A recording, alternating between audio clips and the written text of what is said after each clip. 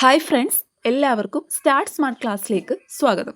ഇന്ന് നമ്മൾ നോക്കാൻ പോകുന്നത് 10ാം ക്ലാസ്സിലെ ഫിസിക്സിൻ്റെ ഫസ്റ്റ് ചാപ്റ്റർ ആയിട്ടുള്ള സൗണ്ട് വേവ്സ് ആണ്.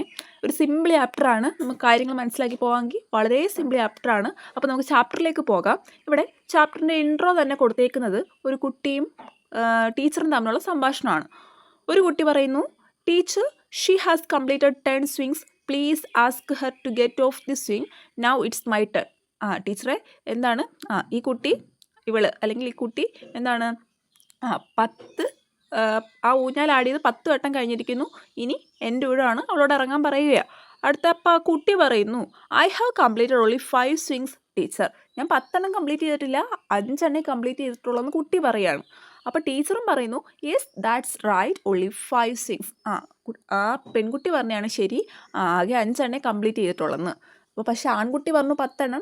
ടീച്ചറും പെൺകുട്ടിയും പറയുന്നു 5 എന്ന്. ഇതെന്താണ് അങ്ങനെ എണ്ണിയത്? അവിടെ ഒരാൾക്ക് ഇരട്ടി കിട്ടി, ഒരാൾക്ക് അതിൻ്റെ പകുതിയെ കിട്ടുള്ളൂ. എന്തുകൊണ്ടാണ്? ഇതൊക്കെ നമ്മൾ ഈ ചാപ്റ്റർ പഠിച്ചു കഴിയുമ്പോൾ തന്നെ നമുക്ക് മനസ്സിലാവും. നമുക്ക് നോക്കാം. ഇപ്പം നിങ്ങൾക്ക് എല്ലാവർക്കും മനസ്സിലായി കാണും എന്തുകൊണ്ടായിരിക്കും എന്ന്. നിങ്ങളിപ്പോൾ ചിന്തിച്ചാണ്. നമ്മൾ ഊഞ്ഞാലാടുന്ന കാര്യം ഒന്ന് ആലോചിച്ച് നോക്കി. അപ്പോൾ നമുക്ക് കാര്യങ്ങളിലേക്ക് പോകാം, എന്നിട്ട് പറഞ്ഞുതരാം. ഇവിടെ ചോദിച്ചിരിക്കുന്നു, what type of motion does the swing have? അവിടെ ആ ഊഞ്ഞാലിന് സംഭവിച്ച മോഷൻ ഏതാണ്? സർക്കുലേറ്ററി ആണോ, ഓക്സിലേറ്ററി ആണോ? സർക്കുലേറ്ററി എന്ന് വെച്ച് കഴിഞ്ഞാൽ ഒരു ഒബ്ജക്റ്റ് അല്ലെങ്കിൽ ഒരു വസ്തു സർക്കുലർ മോഷനിൽ സഞ്ചരിക്കുന്നതിനെയാണ് എന്തെന്ന് പറയുന്നത്? സർക്കുലർ പാതയിൽ സഞ്ചരിക്കുന്നതിനെയാണ് എന്തെന്ന് പറയുന്നത്? സർക്കുലേറ്ററി മോഷൻ എന്ന് വെച്ചാൽ വട്ടത്തിൽ കറങ്ങുന്നു, അല്ലെങ്കിൽ വട്ടത്തിൽ അതിനെന്തെങ്കിലും മൂവ്മെൻറ്റ് ഉണ്ടാകുന്നു. അതിനെയാണ് സർക്കുലേറ്ററി മോഷൻ എന്ന് പറയുന്നത്. പേര് തന്നെ ഉണ്ട്, സിമ്പിൾ. അത് കഴിഞ്ഞിട്ട് ഓസിലേറ്ററി എന്ന് പറയുന്നൊരു ഓപ്ഷൻ തന്നിട്ടുണ്ട്. എന്താണ് ഓസിലേറ്ററി മോഷൻ? അതാണ് നമ്മൾ ഇനി പഠിക്കാൻ പോകുന്നത്. ഇവിടുത്തെ ആൻസർ, ഈ സ്വിങ്ങിൻ്റെ മോഷൻ ഓസിലേറ്ററി മോഷനാണ്. അപ്പോൾ എന്തുകൊണ്ടാണ് ഓസിലേറ്ററി? അത് വൃത്തമല്ല, നമുക്കറിയാം. അതുകൊണ്ട് സർക്കുലേറ്ററി മോഷൻ അല്ല. എന്താണ് ഓസിലേറ്ററി മോഷൻ എന്നാണ് നമ്മൾ പഠിക്കാൻ പോകുന്നത്. അതിന് മുന്നേ വേറൊരു ക്വസ്റ്റ്യനോട് കൊടുത്തിട്ടുണ്ട്. What is the initial position of the swing when it starts oscillating from it's free state, അല്ലെങ്കിൽ ഇക്വിലിബ്രിയം പൊസിഷൻ. അതിൻ്റെ ഫ്രീ സ്റ്റേറ്റിൽ നിന്ന് എന്ന് വെച്ചാൽ നമ്മൾ കയറിയിരിക്കുന്ന ആ ഒരു നടുക്ക്, ഇവിടെ ഫിഗർ കാണിച്ചിട്ടുണ്ട്. എ, ഒ, ബി എന്ന് പറയുന്ന 3 പൊസിഷൻ കാണിച്ചിട്ടുണ്ട്. ഇവിടെ ഒ എന്ന സ്ഥാനത്താണ് നമ്മൾ ആദ്യം കയറിയിരിക്കുന്നത്, ഫ്രീ ആയിട്ടിരിക്കുന്നത് ഇല്ലേ? ആ ഒരു പൊസിഷനാണ് രണ്ടിനെ നടുക്കായിട്ട് വരുന്നത്. അതിനെയാണ് നമ്മൾ ഇക്വിലിബ്രിയം പൊസിഷൻ എന്ന് പറയുന്നത്. ആ ഒരു പൊസിഷനെ അടിസ്ഥാനമാക്കിയാണ് നമ്മൾ എന്ത് കൊടുക്കുന്നത്? പുറകോട്ട് പോയിട്ട് ആ ഒരു ഫോഴ്സിൽ ബി എന്ന് പറയുന്ന സ്ഥലത്തേക്ക് എത്തുന്നത്. അപ്പോൾ ഇവിടുത്തെ തുടക്കം, ഇനിഷ്യൽ പൊസിഷൻ ഏതാണ് സ്വിങ്ങിൻ്റെ? ഓ ആണ്. മനസ്സിലായല്ലോ?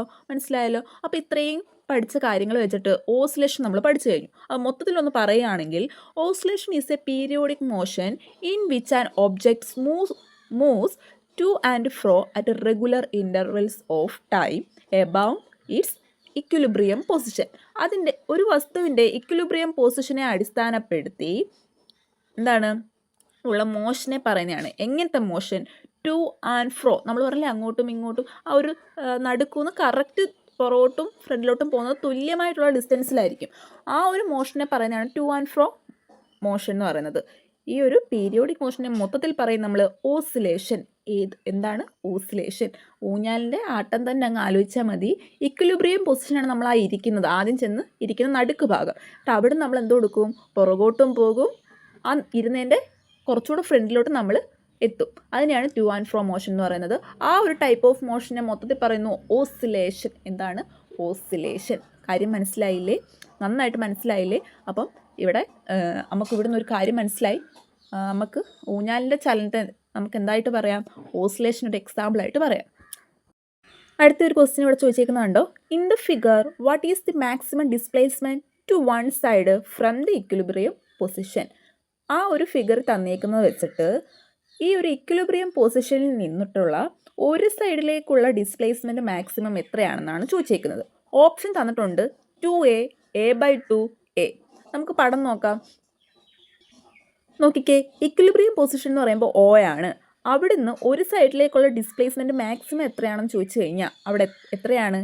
a ആണ് അവിടുത്തെ മാക്സിമം, ഒരു സൈഡിലേക്കുള്ള മൊത്തത്തിൽ പറയുന്നത് a.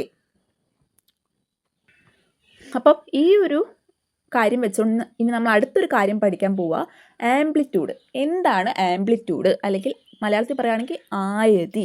നോക്കാം. The magnitude of maximum displacement to one side from its equilibrium position is amplitude. എന്താണ്? നമ്മൾ ഊഞ്ഞാലിൻ്റെ കാര്യം തന്നെ എടുത്തോ, നമ്മൾ ആ നടുക്കൂന്ന് നമുക്ക് പറ്റുന്ന അത്രയും മാക്സിമം നമ്മൾ പുറമോട്ട് പോകത്തില്ലേ, ആ ഒരു ഡിസ്റ്റൻസിനെ പറയുന്നതാണ്. വൺ സൈഡ് ഡിസ്റ്റൻസ് ആണ് ആ ഒരു നടുക്കൂന്ന് ഇക്വിലിബ്രിയം പൊസിഷനിൽ നിന്ന് പോകുന്ന മാക്സിമം എന്താണ് ഡിസ്പ്ലേസ്മെൻറ്റിനെ, ഒരു സൈഡിലേക്ക് മാത്രമാണ് മാക്സിമം ഡിസ്പ്ലേസ്മെൻറ്റിനെ പറയുന്നതാണ് ആ ഒരു മാക്സിമം ഡിസ്പ്ലേസ്മെൻറ്റിൻ്റെ മാഗ്നിറ്റ്യൂഡിനെ പറയുന്നതാണ് amplitude. The symbol of amplitude is A, capital small letter A. Small letter ആണ് ആംപ്ലിറ്റ്യൂഡിൻ്റെ സിംബൽ, സ്മോൾ ലെറ്റർ എ ആണ്. ഇനി അങ്ങോട്ട് വരുമ്പോഴൊക്കെ സ്മോൾ ലെറ്റർ എ നമുക്ക് കാണിക്കത്തതേ ഉള്ളേ. അപ്പോൾ അത് ആംപ്ലിറ്റ്യൂഡാണ്. The SI unit of amplitude is metre. അപ്പം ആംപ്ലിറ്റ്യൂഡിൻ്റെ SI യൂണിറ്റ് ഏതാണെന്ന് ചോദിച്ചു കഴിഞ്ഞാൽ മീറ്റർ. അതൊക്കെ പരീക്ഷയ്ക്ക് ചോദിക്കാം. അപ്പോൾ കുഞ്ഞ് എ കൊണ്ടാണ് ഡിനോട്ട് ചെയ്യുന്നത്, യൂണിറ്റ് മീറ്റർ ആണ്. എന്തുകൊണ്ടാണ് മീറ്റർ കൊടുത്തതെന്ന് ആലോചിച്ച് നോക്കി. ഇത് ഓസിലേഷൻ എന്ന് പറയുമ്പോൾ അവിടെ എന്താണ് നമ്മൾ സഞ്ചരിക്കുന്ന ദൂരമാണ് ഓസിലേഷൻ. അപ്പോൾ ആ ഓസിലേഷൻ ഒരു സൈഡിലേക്കുള്ള ഒരു ഡിസ്റ്റൻസ് ഇക്വിലിബ്രിയം പൊസിഷനെ അടിസ്ഥാനമാക്കി ആ ഇക്വിലിബ്രിയം പൊസിഷനിൽ നിന്നും ഒരു സൈഡിലേക്കുള്ള ഡിസ്പ്ലേസ്മെൻറ്റിനെ, ആ ദൂരം, ഡിസ്പ്ലേസ്മെൻറ്റ് എന്ന് പറഞ്ഞാൽ ഒരു ദൂരമാണ്, ആ ഒരു ദൂരത്തിൻ്റെ അളവാണെന്ത് ആംപ്ലിറ്റ്യൂഡ് എന്ന് പറഞ്ഞു കഴിഞ്ഞാൽ അതിന് മീറ്റർ. നീളത്തിൻ്റെ യൂണിറ്റ് മീറ്റർ എന്നല്ലേ നമ്മൾ ഡിനോട്ട് ചെയ്യുന്നത്. അപ്പോൾ അതുകൊണ്ടാണ് അവിടെ മീറ്റർ വന്നത്. അപ്പം ആംപ്ലിറ്റ്യൂഡ് മനസ്സിലായല്ലോ, ഓസിലേഷൻ മനസ്സിലായല്ലോ. ഇത് രണ്ടും പക്കയല്ലേ. നമുക്കിനി അടുത്ത കാര്യം നോക്കാം. അടുത്ത ഇവിടെ ക്വസ്റ്റ്യൻ ചോദിച്ചേക്കുന്നു, when does the swing complete one oscillation. ആ ഒരു സ്വിങ് ഒരു ഓസിലേഷൻ കംപ്ലീറ്റ് ചെയ്തത് എപ്പോഴാണെന്നാണ് ചോദിച്ചേക്കുന്നത്. നമ്മൾ ചാപ്റ്റർ തുടങ്ങിയത് തന്നെ ഇങ്ങനെയായിരുന്നു. ഒരു കുട്ടിയും ടീച്ചറും വേറൊരു കുട്ടിയും തമ്മിലുള്ള സംഭാഷണത്തിലൂടെ ആയിരുന്നു. അപ്പോൾ ഒരു കുട്ടി പറഞ്ഞു ഊഞ്ഞാൽ ആടിക്കൊണ്ടിരിക്കുന്ന കുട്ടി 10 വട്ടം കഴിഞ്ഞു, ഇനി അടുത്ത ഞാൻ കയറട്ടെ. അപ്പോൾ ടീച്ചറും കുട്ടിയും പറയുന്നു, ആടുന്ന കുട്ടിയും പറഞ്ഞു എന്താണ് 5 വട്ടം ആയതേ ഉള്ളൂ. അപ്പോൾ അതൊക്കെ വെച്ചിട്ടാണ് ഇവിടെ ചോദിച്ചിരിക്കുന്നത്, when does the swing complete one oscillation. ഇതിൻ്റെ ആൻസർ നിങ്ങൾ തന്നെ ഒന്ന് കണ്ടെത്തി വീഡിയോ പോസ്റ്റ് ചെയ്ത് നിങ്ങൾ തന്നെ ഒന്ന് ആലോചിച്ച് എപ്പോഴാണ് ഒരു ഓസിലേഷൻ ആ ഒരു ഊഞ്ഞാൽ കംപ്ലീറ്റ് ചെയ്തതെന്നാണ് ചോദിച്ചേക്കുന്നത്. നമ്മളിപ്പോൾ ഇത്രയും പഠിച്ചു വെച്ചിട്ട് നമുക്കറിയാം തുടങ്ങുന്നത് അതിൻ്റെ ഇക്വിലിബ്രിയം പൊസിഷനിലാണ്, എന്ന് വെച്ചാൽ എയിലാണ്. നമ്മൾ ഊഞ്ഞാലാടാൻ നിൽക്കുകയാണേ, അപ്പം ഓയിലാണ്. നമ്മളിവിടെ എടുത്തേക്കുന്നത് O ആണ്. ആ ഫിഗർ വേറൊന്നും തന്നിട്ടുണ്ട്, നമുക്കത് നോക്കാം. ഇവിടെ ഫിഗർ 1.1b നോക്കി, ഇവിടെ ഓയിൽ നിന്നാണ് തുടങ്ങുന്നത്. അത് എന്നിട്ട് പിന്നെ എവിടെ എത്തണം, എയിലെത്തണം അല്ലേ. ആരോ മാർക്ക് ശ്രദ്ധിച്ച് എയിലെത്തണം. നമ്മൾ ഊഞ്ഞാലാടുക, അതങ്ങ് ആലോചിച്ചാൽ മതി. നമ്മൾ പുറകോട്ട് പോകുന്നതാണ് എ. അത് കഴിഞ്ഞിട്ട് പിന്നെയും ഓയെ പാസ് ചെയ്ത് നമ്മൾ പിന്നെയും എവിടെത്തും, ബിയിലെത്തും. ആ ഒരു മുന്നോട്ടുള്ള ഭാഗത്തെത്തും അല്ലേ. പിന്നെ തിരിച്ച് പിന്നെ എവിടെ വരും, ഓയിൽ വരും. ആ ഒരു ടൈമിൽ എവിടെയാണോ തുടങ്ങിയത് ഓയിൽ, എവിടെയാണോ എത്തിയത് ലാസ്റ്റ് ഓയിൽ, ആ ഒരു സമയമാണ് ഒരു സ്വിങ് അല്ലെങ്കിൽ ആ ഒരു ഊഞ്ഞാലിൻ്റെ ഒരു തവണ കംപ്ലീറ്റ് ചെയ്തെന്ന് നമുക്ക് പറയാൻ പറ്റുന്നത്. അപ്പം ഇത് മനസ്സിലാക്കിക്കൊണ്ട് നമുക്ക് ആ ക്വസ്റ്റ്യൻ ചെയ്യാം. അപ്പോൾ ഇവിടെ നിങ്ങൾ മനസ്സിലാക്കേണ്ടത് എവിടെയാണോ നമ്മൾ തുടങ്ങുന്നത് അവിടെ തന്നെ എത്തണം. നമ്മുടെ ഇക്വിലിബ്രിയം പൊസിഷൻ ഓയാണ്. അപ്പോൾ ഓയിൽ തുടങ്ങി എയിലോട്ടെത്തി, പിന്നെ ഓയെ പാസ് ചെയ്ത് ബിയിലോട്ടെത്തി, പിന്നെ നമ്മൾ എവിടെ തന്നെ എത്തണം, ഓയിലെത്തണം. എങ്കിലേ ഒരു സ്വിങ് കംപ്ലീറ്റ് ആക്കി നമുക്ക് പറയാൻ പറ്റത്തുള്ളൂ. ഇനി നമുക്ക് ക്വസ്റ്റ്യൻ ഒന്നുകൂടെ നോക്കാം. when does the swing complete one oscillation. Option ആയിട്ട് കൊടുത്തിട്ടുള്ളത് when the pendulum starts from O. ഓയിൽ നിന്ന് പെൻഡുലം സ്റ്റാർട്ട് ചെയ്യുമ്പോഴാണോ? അല്ല.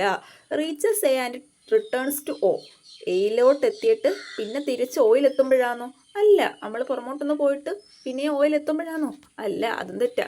അല്ലെങ്കിൽ when the pendulum starts from O. ഓയിൽ നിന്ന് തുടങ്ങുമ്പോഴാണോ? അതുമല്ല.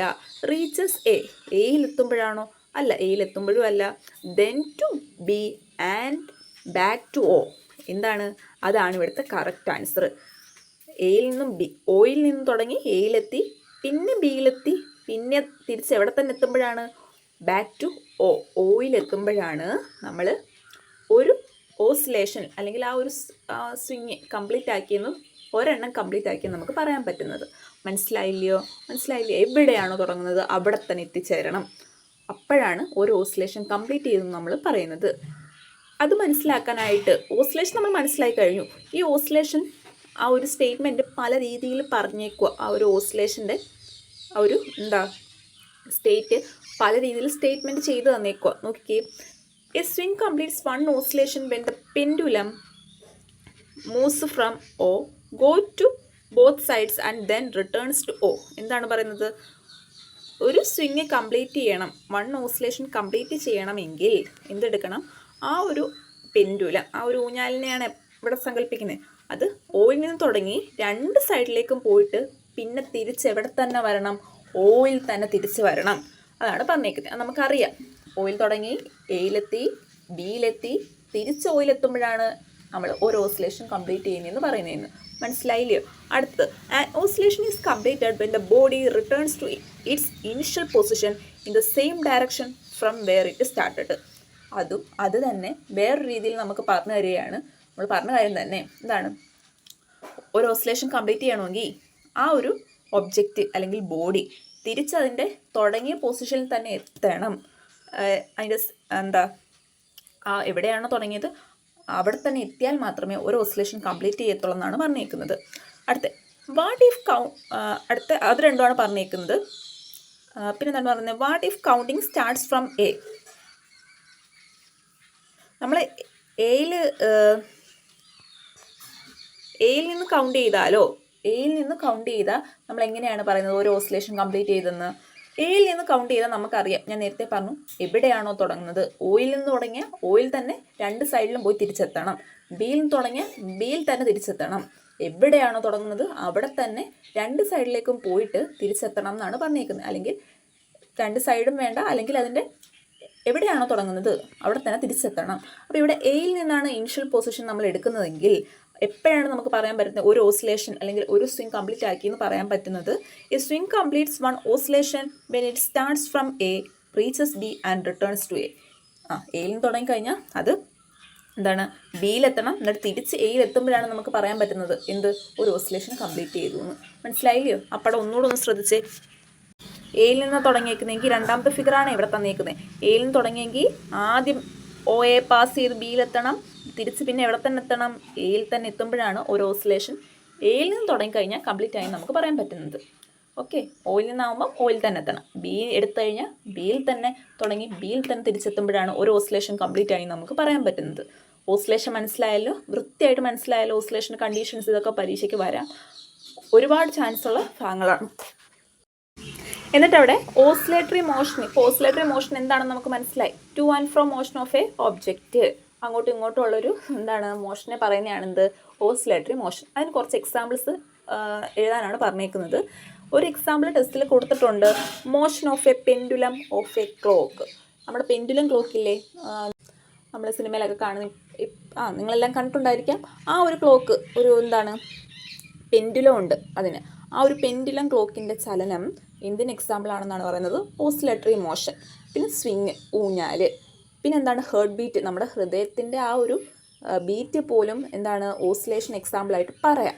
പിന്നെ നമുക്ക് വേണേ എന്താണ്, വൈബ്രേഷൻ ഓഫ് എ സ്പ്രിങ്ങിൻ്റെ വൈബ്രേഷൻ നമുക്ക് ഓസിലേഷനായിട്ട് വേണേൽ എടുക്കാം. അപ്പം ഇത്രയും എക്സാമ്പിൾസും കാര്യങ്ങൾ മനസ്സിലായല്ലോ. അപ്പോൾ ഓസിലേറ്ററി മോഷൻ എന്താണെന്ന് നമ്മൾ പഠിച്ചു, ആംപ്ലിറ്റ്യൂഡ് എന്താണെന്ന് നോക്കി, പിന്നെ ഓസിലേഷൻ്റെ കണ്ടീഷൻസ് നമ്മൾ പഠിച്ചു, എക്സാമ്പിൾസ് പഠിച്ചു. ഇത്രയും കാര്യങ്ങളാണ് ഇന്നത്തെ ക്ലാസ്സിൽ നമ്മൾ നോക്കിയത്. എല്ലാവർക്കും വൃത്തിയായിട്ട് മനസ്സിലായി എന്ന് കരുതുന്നു. അപ്പം ടെക്സ്റ്റ് ബുക്ക് ബേസ് ചെയ്ത് തന്നെയാണ് നമ്മൾ പഠിപ്പിക്കുന്നത്.